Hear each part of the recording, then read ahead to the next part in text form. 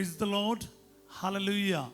क्रिस्त में मेरे प्यारे भाई और बहनों, शांति भवन रिट्रीट सेंटर बटाला पंजाब से प्रभु की छत्र छाया में आप सबका स्वागत है। सबको जय यीशु की। प्रिय भाई और बहनों, हर प्रभात में प्रभु बड़ी कृपा से और अनुकंपा से, बड़े प्यार से अपने छत्र छाया में हम सबको एकत्रित कर रहा है। मैं जानकर बहुत खुश हूँ क्योंकि आप बहुत संख्या में हमारे साथ जुड़ते हैं हर सवेरे। आप सबके लिए मैं प्रार्थना करता हूँ। हे प्यारे यीशु नासरी, जितने भी भाई बहन हमारे साथ इस वक्त इस प्रार्थना में जुड़ रहा है, प्रभु इन सबके जीवन में आशीष दे, बरकत दे। प्रभु अलग अलग परिस्थितियों में रहकर कई लोग इस प्रार्थना में भाग ले रहे हैं। कुछ लोग अपने रोग शैया पर हैं, कुछ लोग कई सारे दुख, निराश और मुसीबत से गुजर रहा है, आर्थिक समस्याओं से गुजर रहा है, कई सारे बीमारियों से गुजर रहा है। कुछ बच्चे कई प्रकार के बातों के लिए निराश है, अपने दोस्त नहीं, कोई आपको छोड़कर चला गया या फिर कोई रिलेशनशिप टूट गया है।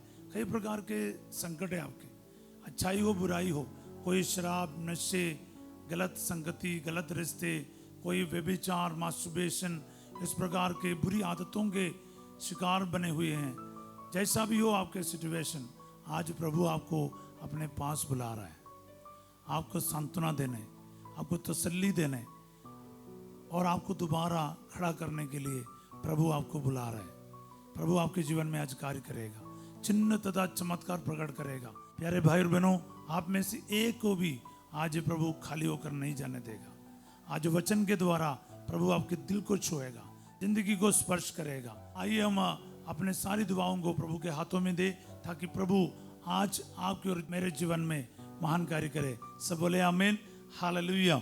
प्यारे भाई और बहनों, प्रभु हमें वचन दे रहा है। स्तोत्र संख्या 119, पद संख्या 154, साम 119 वर्स 154। मेरे पक्ष का समर्थन कर और मेरी रक्षा कर, अपनी प्रतिज्ञा के अनुसार मुझे नवजीवन प्रदान कर। एक बार फिर मैं पढ़ता हूँ।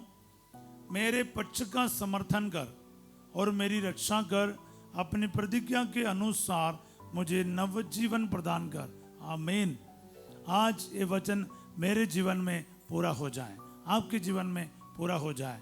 हम इस वचन को बार बार लिखते जाएं, बार बार बोलते जाएं, इसको रिसीव करते जाएं, ताकि ये वचन आज आपके और मेरे जीवन में 100 गुना फल उत्पन्न करे। वचन में क्या लिखा है? मेरे पक्ष का समर्थन कर। प्यारे भाई बहनों, बहुत बड़ी बात है। प्रभु आपके पक्ष में है। God is on your side.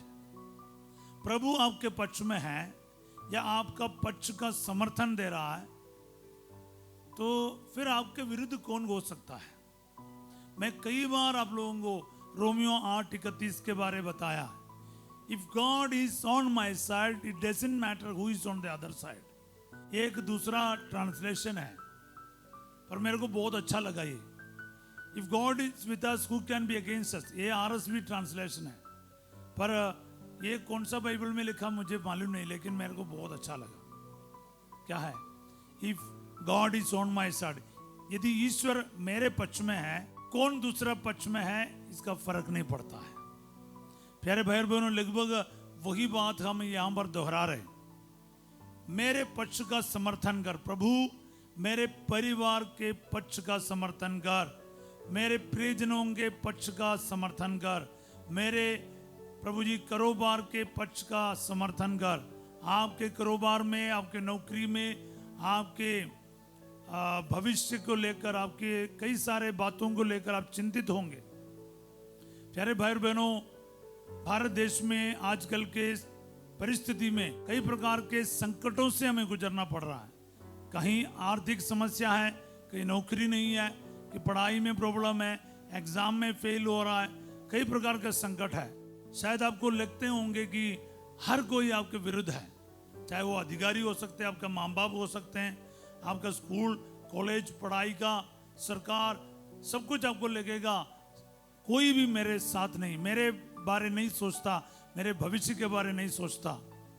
आपको तो पता है। सो प्यारे भाई और बहनों, ये वचन है ना, ये बहुत ज़रूरी है आज हमारे लिए। जिन जिन को लगता है मैं अकेला पड़ गया हूँ, मेरे भविष्य के बारे में मुझे पता नहीं क्या होगा, मेरे पैसा खर्चा हो गया, मैंने कई साल लगाया किसी चीज के लिए, अभी तक कोई कामयाबी नहीं। ऐसे संकट में और डिप्रेशन में बैठने वाले आज ये वचन को बोल बोल कर, लिख लिख कर अपनाइए। क्या है? प्रभु मेरे पक्ष का समर्थन कर और मेरी रक्षा कर। जरूर आज ये वचन आपके लिए पूरा होगा, 100%। आगे लिखा है, अपनी प्रतिज्ञा के अनुसार मुझे नवजीवन प्रदान कर। एक न्यू लाइफ की जरूरत है आपको और मुझे। कई लोग आत्मिक जीवन में मरा हुआ पड़ा है, ना प्रार्थना है, ना विश्वास है, ना चर्च है, ना बाइबल है। कई सारे लोग ऐसा है और जिंदगी टूटा पड़ा है। कैसे सुधरेगा? देखो, प्रभु के सिवा कोई भी आपका उद्धार कर नहीं सकता। प्रभु की ओर मोड़ आओ, वापस आओ प्यारे भाई और बहनों।